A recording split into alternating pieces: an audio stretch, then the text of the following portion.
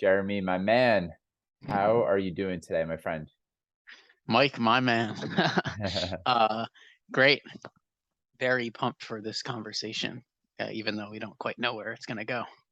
Well, that's been the beauty of many of these types of conversations that I have with folks is I hit record. I have no idea where it's going to go, but I'll provide a little bit of a container so that anyone who's tuning in can maybe you'll have an idea of where it might go. You and I, a lot of times in conversation, we talk about I think 2 things that are coming to mind. One is what are some of the pitfalls that we have as new coaches? And I think it intertwines really nicely with how does coaching come up in just everyday conversations, and when is it appropriate and when is it inappropriate?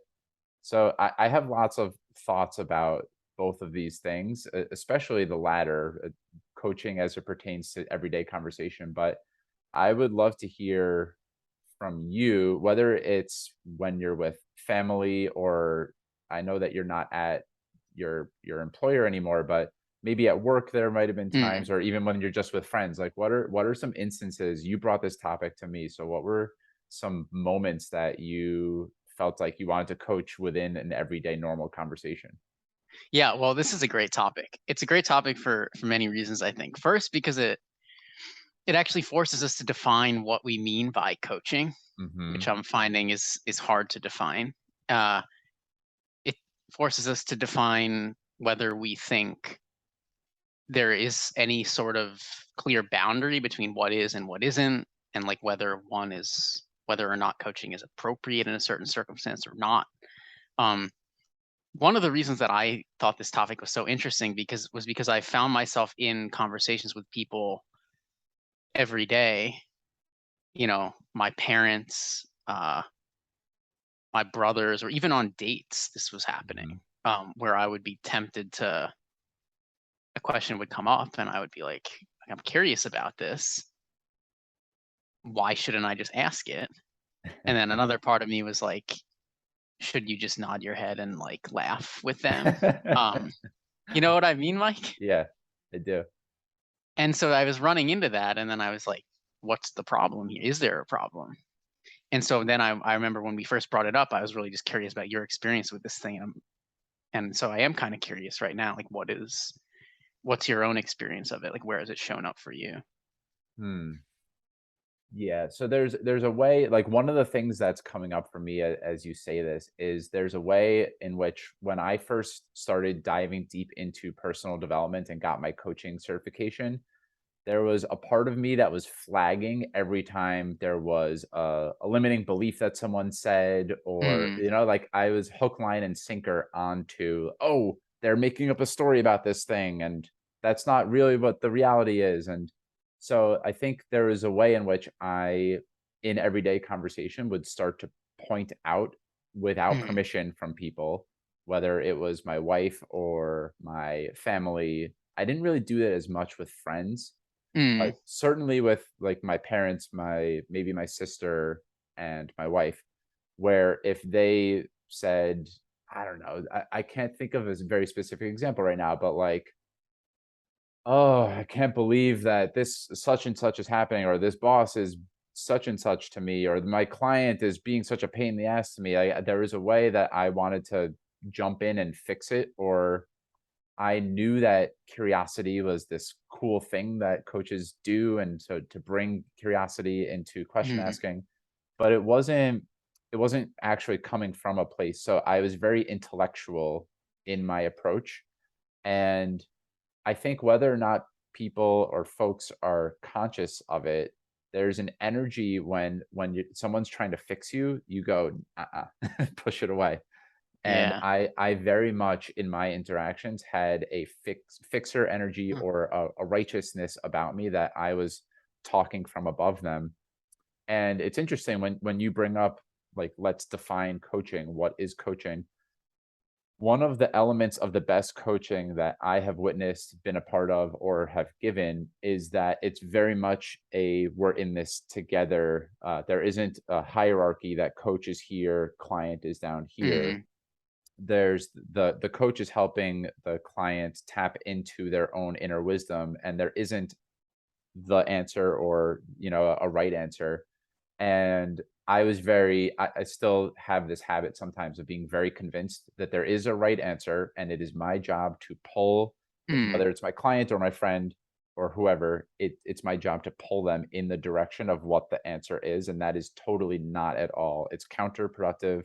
It very rarely gets anyone anywhere. And even if they do arrive at that, we're starting to develop this relationship where I'm looked at as the source of the answer instead of the person I'm talking to having their own wisdom and their own way of uh, arriving at whatever conclusion that they really want. So like those are my initial thoughts when you bring it up to me, is that I think the best coaching is usually permission based, and it's very much done in tandem with a person, and there's something being co-created, not I'm here and other person's here.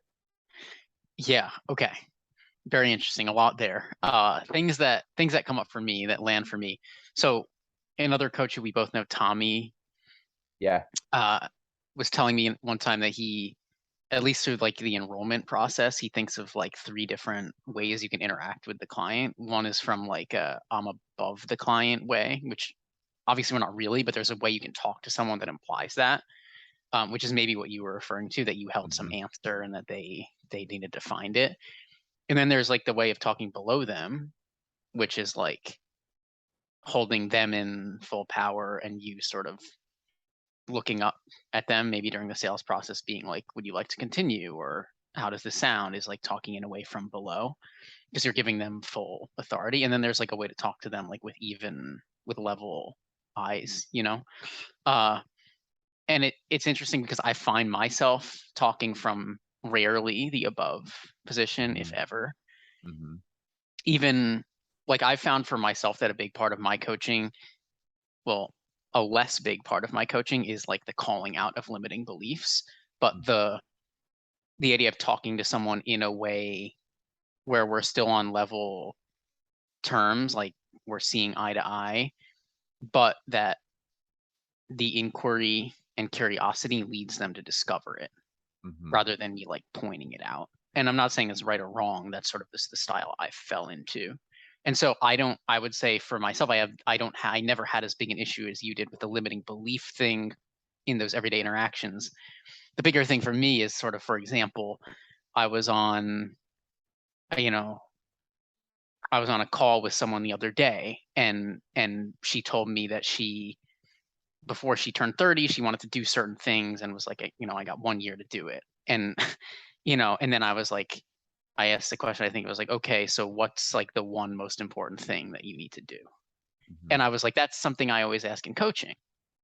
And I'm like, is this something I should be asking? But then another part of me was like, it's just a conversation and it's just a good question. And it's just this and that. So I think there's a gray area here that we might be both like facing up against, that there Yeah. isn't like right or wrong.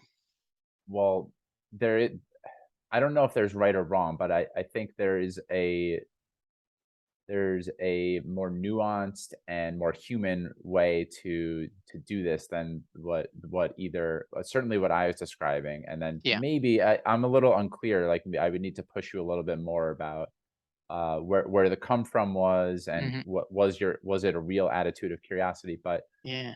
I think maybe in everyday conversation, can I ask you a couple of questions about this already? Then it forges a stronger connection, right? Because then they're already saying, sure, I would love to be Yeah. asked a couple more questions about this. That's one way of having permission. I think maybe this might be a little bit of a left turn, but another thing that is coming up for me is there's listening to the words that are being spoken, and then there's the deeper listening of tracking what's the experience that's happening within me, and what's the experience that's happening with the other person. So there might even, I think, in an everyday conversation or a coaching conversation, something along the lines of, "I noticed that you broke eye contact with me when you said that. What was there something there? What was that Yeah. about?" That could be, that's useful, I think, in everyday conversation, right? Yeah. You might be onto something there, or I saw you looked down, or I saw you know, you kind of scrunched your face a little bit, or it seems like you stopped breathing. There's ways to observe the words behind the words, and that skill I think is useful in everyday conversation, in terms of reading body language and understanding what's happening in the human that I'm talking to, rather than I think it could be helpful to observe that and point it out, and that is something that isn't me, you know, being is saying it in a detached way and not being committed to it being right, you know, like Mm, me just stating my observation and I'm not attached to it. It might be true, it might not be true. I think that's a really useful way to converse in general, is to be able to say like, this is my experience yeah. of the moment. How does that land with you? Yes. Right. So you're essentially making the point that this way of being, there's nothing wrong with it in the everyday, and that it can be super useful in the everyday setting too, at Yeah. least for you. I mean, have you ever been outside of being in conversation Yeah. with a coach, being someone holding the space for you? Have you ever been in just an everyday dialogue with someone who you just got the sense that you're safe with that person because their energy, there was something about their energy, like, Absolutely. Yeah. yeah. All the time. Um, Such as, when we talk, I think I Hmm. feel that space from you. With certain people, I definitely feel it more than others. What's coming up for me now is, like, are we poking a problem that there isn't one? Like, so let me give you an example. Yeah. I'm reading some Doug Silsby. I don't know if you've encountered any of his work. He unfortunately passed, but he's an incredible writer, and I'm sure he was an incredible coach. But he talks about coaching being like the, gonna get the words a bit wrong here, but the part of a relationship where somebody is sort of in service of another, but it doesn't have to Hmm. account for the whole relationship. And so, like, there could be relationships from what I see, where for moments you're in service of playing that role if you feel that that's what the person would need or want, with permission, as you said. But right, so there's a deeper question though of, like, what even constitutes the thing you have to ask permission for. Yeah. Like, do you need to ask permission to tell someone that you're feeling uncomfortable in their presence or that they seem antsy? Do you have to ask permission to ask them why they're excited or what's exciting them about this month or whatever they told you was exciting? What's Yeah. the line, and what's wrong with doing that stuff? Hmm. Where does it become, where does there need to be a line? It takes a level of discernment, right? Like if someone says to you that they're excited about their birthday, and you just out of genuine curiosity, in the way that a coach does, they're like, "Well, I would love to hear what's exciting about it for you." Yeah. That's, I don't know. Do you need to ask permission for that? I doubt it. We both don't think so on that one. I don't think so. But there are probably other examples of, you know, we make the determination that, say, a coworker is they have a behavior that is not serving them, like they might be overextending themselves and they're overworked, and we might be trying to jump in and say like, how's that going for you? Like, is there another way of seeing how you can do this, where it's like you're already in my imagination here, you're jumping in to try and solve a problem that the other Mm, person hasn't said they want to be supported with, right? yeah. You know, like, oh, like, this person's being a little bit of a people pleaser. Like, maybe I can help be curious to them and say, like, hey, have you ever thought about have you ever thought about is always kind of a leading question. But yeah, that example seemed like it resonated with you. So like, Yeah. did it spark something in you? Yeah, yeah, it did. It did, in that, like, when you started to say those examples, whatever line that there is felt like it was starting to be crossed. Not that Yes, there is a line, but that there, it was certainly, like, either in the gray area or on the side of, like, while your intent is to help the person, it's probably something that you should be getting permission to do, if you will even do that, you know? exactly. But why were those different than the example I shared? Like, what's the thing in that um that's different? Is I'm not so sure. And like, at least with my current kind of conception of what coaching is for me, is very much holding the right space no matter Yes. what I'm saying. And so like, for me, I'm holding that space for almost everyone I interact with, both as like a Mhm. practice for myself, and that I just feel that I like owe it, almost always, to the person that's in front of me, to give them that. Yeah, of And so I don't find there to be I have not found a good reason to not do that. And so if I'm holding course. similar space and using some similar verbiage, what's the difference here? Yeah. That starts to become a bit of a thing that, I've been wrestling with internally. I'm curious how you feel about that, because like, let me just point it out even further. It's like, as I evolve as a coach, what I'm getting at here is like, my growth as a coach is the same thing as my growth as a person. And Yes. so I'm changing as a person, and I will Mhm. be that person inside and outside of the coaching space. Yeah, And so the people who I'm interacting with outside of it will likely, not that I'm trying to like do something, like sure. feel a bit of a difference with my presence if I am evolving as I think I can be in the coaching arena. Mm, okay, there's a lot here. So, inextricably, yes, what the your development as a coach equals in some way your development as a human.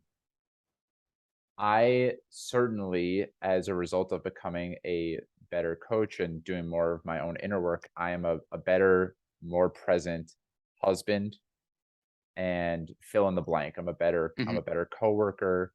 There are lots of everyday interactions that happen where I'm not coaching per se, but my like some of the basic core tenets of coaching or any sort of counseling relationship to me are a level of compassion and a level of empathy. Mm, And I'm able to now bring those usually in spades into everyday interactions to the point where if a coworker tells me they just came down with a very serious illness or their parent came down with a very serious illness, I can meet them with I take a deep breath and I go, that sounds really hard. mm, How is that for you? And I'm here. I'm sending you lots of love and well wishes, and I'm really gonna pray for their health and their recovery. mm, And it's not just words anymore, right? Like I can sense my own energy as I'm saying that is I'm with them in the pain or sadness of that moment in a way that I probably wouldn't have been able to for most of the rest of my life. mm. And the same goes with my wife. If she's having a tough moment or a tough day, instead of me telling her to cheer up or it's gonna tomorrow be a better day, sometimes those might be useful, but being with someone in the moments that they're not very proud of is another element of coaching that I think it allows for the human organism to heal and to move through discomfort in a more supportive way. So yes, it's not just the necessarily the words being spoken or the questions being asked. I think a lot of people associate good coaching with great questions, but it is Mm, also just the stance of I'm here with you. I have total empathy and compassion for whatever it is that you feel comfortable sharing with me. And that is something that people lean on for, I'm a good resource for that. I can receive really a lot of information that people wouldn't divulge usually. I'm yeah. able to receive that, and I know I'm aware of that as a gift, and that doesn't have to be in the confines of a structured coaching engagement. That's just everyday life. So yes, it spills into everything. Of course, it does. It's not just Coach Mike here, Yeah. whatever else friend and husband Mike here, that they're all woven together. Right. Yeah, you're one human. Exactly. Yeah. Right. And so where my mind went was, how would you deal with those situations differently if it was happening with a client versus if it was happening with your wife, for instance? Hmm, Would you handle them differently?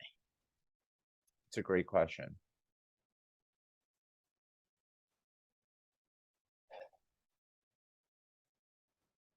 It depends. I think, though, the examples that are most coming to mind for me are, a lot of times the presenting challenge that is being spoken about is usually an avoidance of Mm, some sort of uncomfortable feeling, like I don't want to be bored, I don't want to be scared, I don't want to be sad, I don't want to be angry, I don't want to be jittery, whatever it is. mhm, And a lot of times, but the way that I add a lot of value in any relationship is that there's a grounding presence that I have, whether, like I said, whether or not it's in a coaching engagement or if I'm talking to my wife, there's a way in which I can meet the energy wherever it is mhm. and say, or even I don't even need to communicate with words necessarily. It's just like the energy is I'm here, and whatever is here in you is welcome. That Yeah, is, I want to also asterisk this by saying yeah, there's a lot of ancillary things that go into this, meaning my if I'm not creating enough space for myself, and so if I'm like not meditating, I'm not getting outside, not exercising, my nutrition's not good, if my calendar is too full, there's a mhm, laundry list of different things. A lot of this goes by the wayside, and I'm impatient and a prick, like mm. Yeah, so yeah, there's that element of there's an unsaid of I'm not just it's not just Michael in this moment. There's the Michael of it's a culmination of all of and my sleep is another one. Like it's a culmination of all of those things that I'm able to bring into a moment. And I don't think that has a boundary of it's appropriate here, but it's not mm, appropriate here. What we're more talking about is, or at least the way that I interpreted it when you brought it yeah, to me, is we could be in a conversation with, let's say we're in a group of like 8 of our friends and we're out to yeah, dinner, and one of our friends says, "I'm not really so happy about my job. I don't really know what the next thing I should be mm, looking for is." I would like that to me, there is a natural way that you can meet that with empathy, but yeah, there's also a way that sometimes I jump in and go like, well, I could help with that. Do you want me to help? Like, that there's a yeah. certain energy that's more likely to be a fly that's swatted away than someone that's just their way of being is meet the moment as it is. Do you understand what I'm saying? I didn't I did, but I stopped understanding when you started the fly swatting away analogy. I think that if I jumped in and said, "Oh, like I know a lot of things about Oh, yeah, helping someone transition. Let me help you with that." There, they would probably swat that away, or yeah. even if they said, "Yeah, that would be helpful." Like it's not the same energy as being like, "Hey, Mike, I could really use some support," or for me being really curious about like that sounds really challenging. If you're interested, would you like some support from me with that?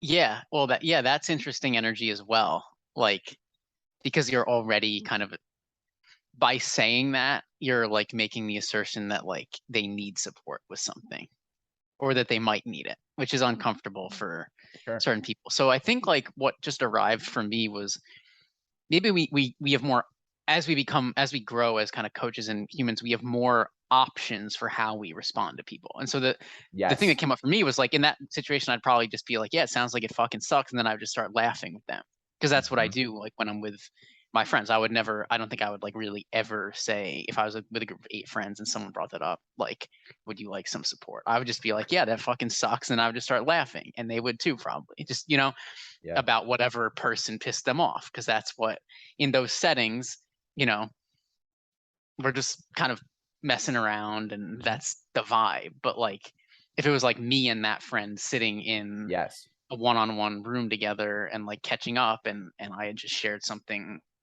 about my own struggles, and then he or she told me that, I would probably be like, "That sounds tough." Let me think for a second how I'd respond. I'd probably say something like, what's been so hard about it?" Or something like that. That actually sounds like a much more aligned response for me in that type of situation. Yeah. You understand what I'm saying? Yeah.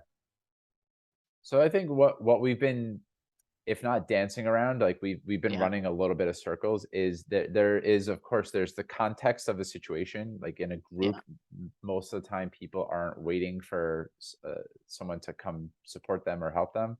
And in one-on-one, in a more intimate setting, there's more of an implicit, I guess, agreement or understanding that it's an intimate setting. There might be open to have a discussion that isn't as public in front of so many people. And if there aren't boundaries set around it, then that's where the confusion would set in, right? If there's like very unclear boundaries of Mhm. I'm jumping in, this person doesn't know if they want me to jump in Yeah, or not jump in, then yes. So I think ultimately what we've arrived at is yeah. we're always showing up as our whole selves, and Mm, that changes to some extent, but our kind of sauce as what we do as coaches is brought into everyday interactions as well. There's a level of discernment around what mhm. what form or what shape is this going to take. Maybe Yeah, with your right discernment, it's like I'm gonna joke around with my friends, like yeah, that's the vibe, that's the energy right now, and then maybe shoot a text later, like, "Hey, I know we joked about this, but if like I've been there, I know what it's like to be stuck in career, so I'm happy to talk about it with you if you would like to." Then you like we know these things, but yeah. Well, I guess the way I'm very much on the same page as you in that interpretation of it. Where I'm going is like, if the coaching space itself is about serving the person in front of you, yeah, what if like all of life was about that in a way, and that like in those situations, like with the friends, like the mm, thing that would most serve the person, not that you're always thinking like what's going to serve, how can I serve, it's a different type of serving. yeah, Like the thing that that person most needs in that moment is just someone to laugh with them, and that's also yes, what I want to do. How do I serve myself? That's another question, you know is like, let's just, we're having some appetizers, we're just hanging out at this restaurant. I'm not, what yeah, I need in this moment is to just be rejuvenating myself by laughing and shooting the shit and whatnot, and for them too. So it's like this constant balance. Whereas in the coaching space, like with our clients, what I need in that space is my own work as a coach to become a better coach. And what the client needs is for me to show up as a coach. yes. And so it's like constant dance of, who am I? Who do I want to be here? What do I need or want in this moment? And then what do they need and or want? Mhm. Maybe that's where that's where I'm I coming think to. it's wonderful, and I'm sitting in I think a beautiful question to be living into. If not, you don't want it to be running in your mind at all times necessarily, but how can I meet this moment where it is, or Mm, what is in service of this moment, and that can certainly include making light of the situation, or me taking a step back and not interjecting at all, even. Uh, there's yeah, kind of sitting in the inquiry of what's most appropriate, or how can I meet this moment where it is, can be really helpful in any conversation at all. yeah, it's beautiful. Now we're at eudaimonia. I don't know What's if that? you know that term, like sort of what the Greeks used to call, like, it's like the deep sense of joy that comes from living with virtue moment to Yeah, moment. And it's like a deeper sense, it's deeper than happiness. It's some sort of yeah, joy, or like, I think maybe excellence, but like just a deeper feeling of sort of living in accordance with, who we are and who we're supposed to be in the world. And that eudaimonia results from that. And so like, when the reason that I brought that up was because in what you were saying, I really heard it sort of this like moment to moment decision of how we can show up to best meet the moment itself and the people who are like a part of that moment, whether it might just be us, or mhm, whether with other people or not. It's the decision to that we have to keep making over and over again, Yeah. basically. Yeah. I love that. Well, is there anything else that we've probably been jamming for about a half hour here. Is there anything else that you want to invite into the conversation now? Do you feel complete around this? I feel like we had a rich conversation about what it means to be a coach and how we interact with everyday situations. Is there anything else that feels alive for you? It does feel like we got to a cool point with that part of the conversation. What else feels alive? Anything for you? I'll open it up to you while I kind of ponder that for a few seconds.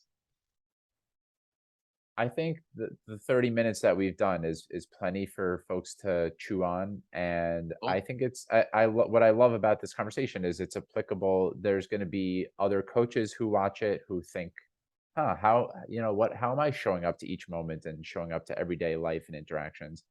And it also affects everyone because we're energetic beings and we all are kind of what yeah like regardless of how much inner work that we've done, we're all interacting with each other's energy at any given time. So I think this is just a really human conversation. We threw the lens of coaching on it, but there's really how can I show up to life best?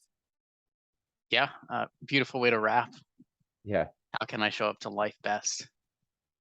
Yeah, Well, Jeremy, this was our first, it wasn't our first really wonderful and interesting and thoughtful conversation, but it was our first recorded one. So thank you for joining me and jamming with me. And I look forward to the next one. I know that we're going to have lots of meaningful, rich discussions with each other. yeah, totally. Just as excited as you are. Yeah, man. To all the listeners, thank you for tuning in, and I hope that you got something valuable from this conversation, just like Jeremy and I did. Much love and peace.